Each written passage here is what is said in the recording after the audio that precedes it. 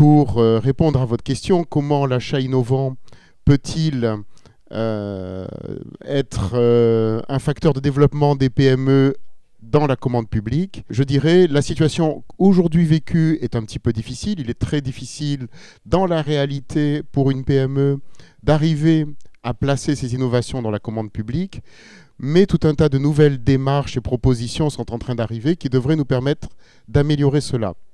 Alors dans la réalité, aujourd'hui, pour une PME, la seule solution, c'est de passer par des structures déjà existantes qui vont faire du portage de ces solutions, ce qui est plutôt destructeur de valeur parce qu'on va cumuler les intermédiaires, cumuler les marges et pas forcément au bénéfice ni de celui qui produit, ni de celui qui au final achète la solution innovante. Ce qui est en train de se mettre en place, des relèvements de seuil, des possibilités de portail, des possibilités de présenter nos entreprises innovantes au niveau de l'État, devraient nous permettre de dépasser ces difficultés.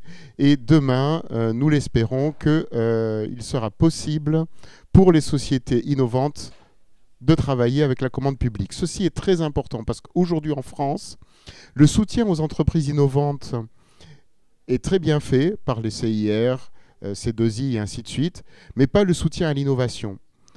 Or, le soutien à l'innovation a réellement besoin d'être porté par un État. C'est comme ça que nous pouvons, nous, entrepreneurs, prendre des risques. Nous ne demandons pas des subventions, nous demandons des commandes fondées, mais avec des prises de risques inhérentes à l'innovation. Plutôt un message optimiste. L'État français est en train de revoir la façon dont il va passer des commandes d'innovation.